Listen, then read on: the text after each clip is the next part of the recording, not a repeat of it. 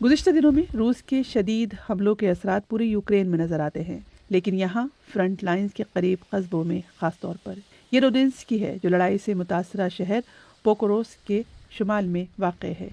ایک گلائیڈ بم نے اس قصبے کی مرکزی سرکاری عمارت اور 3 رہائشی بلاکس کو تباہ کر دیا۔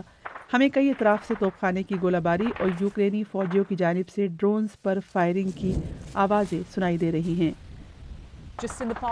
صرف پچھلے 2-3 ہفتوں میں اس محاذ پر صورتحال بدل گئی ہے۔ یہ روس کی اس برس کے آغاز سے اب تک کی سب سے اہم پیش قدمی ہو سکتی ہے۔ بہت سے لوگوں کا خیال ہے کہ یہ موسم گرما کی نئی کارروائی کا آغاز ہے۔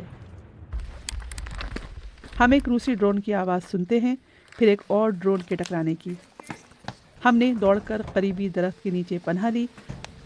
ہمارے اوپر فضا میں ایک ڈرون منڈلا رہا ہے۔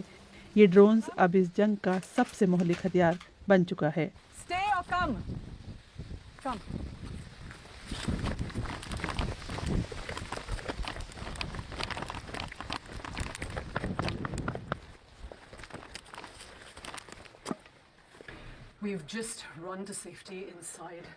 ہم ابھی رودنسکی میں ایک گھر کے اندر محفوظ مقام پر پہنچے ہیں۔ ہم نے ایک ڈرون کو بہت تیز رفتار سے اڑتے ہوئے دیکھا اور اب بھی فائرنگ کی آوازیں سنائی دے رہی ہیں۔ شاید ڈرونز کو نشانہ بنایا جا رہا ہے۔ آپ دونیتسک کے علاقے میں روس کی پیش قدمی کو واضح طور پر محسوس کر سکتے ہیں۔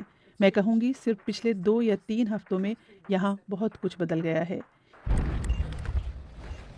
یہی کچھ ان فوجیوں کے لیے ہر لمحہ ہوتا ہے جو اس جنگ میں لڑ رہے ہیں۔ تقریباً آدھے گھنٹے بعد جب وہاں سے نکلنا ممکن ہوتا ہے تو ہم تیزی سے وہاں سے روانہ ہوئے۔ سڑک کے کنارے غالباً ایک تباہ شدہ ڈرون پڑا ہے۔ محاذ جنگ سے کچھ دور ایک قصبے میں ہم نے تباہ شدہ گھروں کی ایک قطار دیکھی جنہیں ایک رات پہلے میزائل حملے میں تباہ کیا گیا۔ بلسکی پر ابھی بھی مسلسل حملے ہو رہے ہیں اور اس کے مکین تھک چکے ہیں۔ الیگزینڈر کو اب یہ فیصلہ کرنا ہے کہ وہ یہاں رکیں یا یہاں سے چلے جائیں۔ کوئی بھی یہ جنگ نہیں چاہتا۔ وہ کہتے ہیں بس بہت ہو گیا۔ لیکن جنگ کو روکنے کی سفارتی کوششیں بند گلی میں پہنچ گئی ہیں اور یوکرین چھوٹے بڑے ہتھیار حاصل کرنے کی کوشش کر رہا ہے۔ ایک فوجی جس کا کوڈ نیم ماڈریٹر ہے اس جنگی علاقے میں ایک نیا ہتھیار تیار کر رہا ہے، فائبر آپٹک ڈرون۔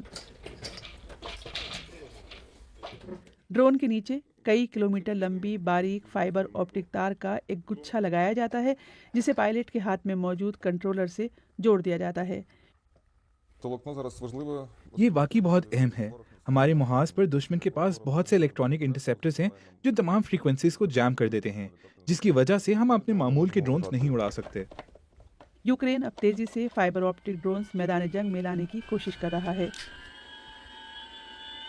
جنگ پر تیزی سے بدلتی ہوئی ٹیکنالوجی کے ہولناک اثرات مشرقی محاذ سے حاصل کی گئی حالیہ ویڈیو میں دیکھے جا سکتے ہیں۔ ایک روسی ڈرون ایک بختر بند گاڑی کا پیچھا کر رہا ہے جس میں یوکرینی فوجی سوار ہیں۔ گاڑی کے اوپر نصب جیمرز عام ڈرونز کو روک سکتے تھے لیکن فائبر آپٹک ڈرون کو نہیں۔ یہ ڈرون سیدھا پچھلے دروازے سے گاڑی کے اندر جاتا ہے اور پھٹ جاتا ہے۔ فوجیوں کو محاذ پر لانا اور واپس لے جانا اکثر میدان جنگ سے بھی زیادہ خطرناک ثابت ہوتا ہے۔ ایک محفوظ مقام پر جو ڈرونز کی پہنچ سے باہر ہے، ہم سرہی سے ملتے ہیں جو مارٹر یونٹ میں کام کرتا ہے۔ یہاں زمین ہموار ہے، چھپنے کی کوئی جگہ نہیں۔ اس وقت آپ روس کے حملوں کی شدت کو محسوس کر سکتے ہیں۔ فوجی اپنی پوسٹنگ کے لیے تیاری کر رہے ہیں۔ اس جنگ کا چوتھا موسم گرما شروع ہو چکا ہے۔ جن فوجیوں سے ہم ملے ان میں زیادہ تر وہ ہیں جو جنگ شروع ہونے کے بعد فوج میں شامل ہوئے۔ میکسم پہلے ایک مشروبات کی کمپنی میں کام کرتے تھے، اب وہ یوکرین کے دفاع کے بالکل اگلے مورچوں پر ہیں۔ ایسے موقع بھی آئے ہیں جب میں نے اپنی پوزیشن پر 30 دن گزارے۔ ایک موقع ایسا بھی آیا جب ہم 3 دن تک سو نہیں سکے کیونکہ روسی مسلسل حملہ کر رہے تھے، ایک کے بعد ایک۔ میں نے ان سے پوچھا کہ ان کی فیملی کا اس کام کے ساتھ کیسے گزارا ہوتا ہے۔ ایک فوجی جو اپنے ملک کے لیے لڑ رہا ہے، لیکن وہ ایک باپ بھی ہے جو اپنے 2 سالہ بیٹے کو بہت یاد کرتا ہے۔ ٹیرف ایک بار پھر ہاٹ ٹاپک بن گیا ہے اور اس پر وجہ یہ ہے کہ امریکہ کے کورٹ آف انٹرنیشنل ٹریڈ نے صدر ڈونلڈ ٹرمپ کے تجارتی ٹیرف کو غیر قانونی قرار دے دیا ہے۔ عدالت نے امریکہ کی طرف سے الگ سے چائنا، میکسیکو اور کینیڈا پہ لگائے گئے ٹیرفز کو بھی بلاک کر دیا ہے۔ امریکی ایڈمنسٹریشن نے الزام لگایا تھا کہ ان ممالک سے امریکہ میں منشیات اور غیر قانونی طور پر تارکین وطن داخل ہوتے ہیں۔ ٹرمپ نے 1977 کے فیڈرل اکنامک ایمرجنسی لاء کا استعمال کیا، لیکن اس قانون میں امریکہ کی اکانومی کو خطرے سے بچانے کے لیے صدر کی طرف سے یک طرفہ ٹیرف لگانے کی پاور کا ذکر نہیں ہے۔ ٹرمپ نے پھر بھی اس قانون کو یوز کیا اور کہا کہ شدید اقدامات کی ضرورت ہے۔ کورٹ کے اس فیصلے پر ٹرمپ ایڈمنسٹریشن نے چند منٹ میں اپیل دائر کی۔ ٹیرف کیا ہوتے ہیں؟ ٹیرف دوسرے ملکوں سے امپورٹ کی گئی چیزوں پر لگائے جانے والے ٹیکس ہوتے ہیں۔ مثال کے طور پر ایک پروڈکٹ $10 کا ہے تو اس پروڈکٹ پر 10% ٹیرف عائد کرنے کا مطلب ہوگا کہ اس پر $1 ٹیکس لگے گا، یعنی پروڈکٹ کی کل قیمت $11 ہو جائے گی۔ امریکہ میں چیزیں باہر سے منگوانے والی کمپنیاں حکومت کو یہ ٹیکس ادا کرتی ہیں اور ان ایکسٹرا چارجز کا کچھ یا پورا حصہ یوزرز پر ڈال سکتی ہیں۔ کمپنیاں کم مقدار میں بھی چیزیں امپورٹ کرنے کا فیصلہ کر سکتی ہیں۔ ٹرمپ کا خیال ہے کہ ٹیرف لگانے سے امریکی لوگ زیادہ سے زیادہ امریکی پروڈکٹس استعمال کریں گے، جس سے حکومت کی آمدنی میں اضافہ ہوگا اور انویسٹمنٹ بھی بڑے پیمانے پر بڑھے گی۔ اب آگے کیا ہوگا؟ عدالت نے وائٹ ہاؤس کو 10 دن کی مہلت دی ہے کہ وہ ٹیرفز روکنے کا بیوروکریٹک عمل مکمل کریں۔ ویسے زیادہ تر ٹیرفز پہلے ہی سسپینڈ ہو چکے ہیں، لیکن اس فیصلے کو اپیل کے پروسیس سے گزرنا ہوگا جو سپریم کورٹ تک بھی جا سکتی ہے۔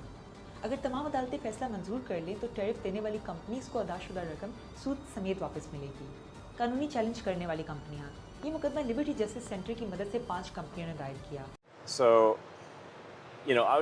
تو مجھے یہ بڑا خرچ والا بل دیکھ کر سچ کہوں تو مایوسی ہوئی ہے۔ یہ بجٹ خسارے کو بڑھاتا ہے، کم نہیں کرتا، اور ڈاج ٹیم کے کام کو نقصان پہنچاتا ہے۔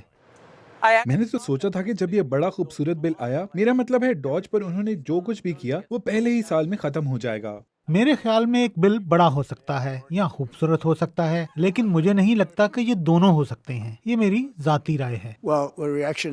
رد عمل میں بہت سی چیزیں ہیں۔ پہلی بات تو یہ کہ ہمیں بہت سارے ووٹ حاصل کرنے ہیں، ہم کٹوتی نہیں کر سکتے۔ آپ جانتے ہیں ہمیں بہت زیادہ حمایت کی ضرورت ہے اور ہمارے پاس بہت زیادہ حمایت ہے بھی۔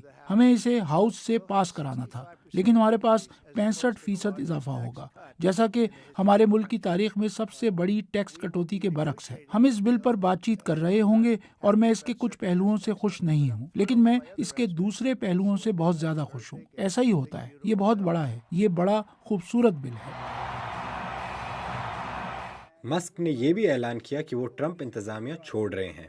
مسک جو ایک ٹیک ارب پتی ہیں، ان کو امریکی حکومتی اخراجات کم کرنے اور نوکریوں میں کٹوتی کا کام سونپا گیا تھا۔ ان کا کردار عارضی تھا اور ان کا جانا غیر متوقع نہیں تھا، لیکن یہ مسک کی طرف سے ٹرمپ کے ایجنڈا کے اہم قانون سازی پر تنقید کے ایک دن بعد ہوا ہے۔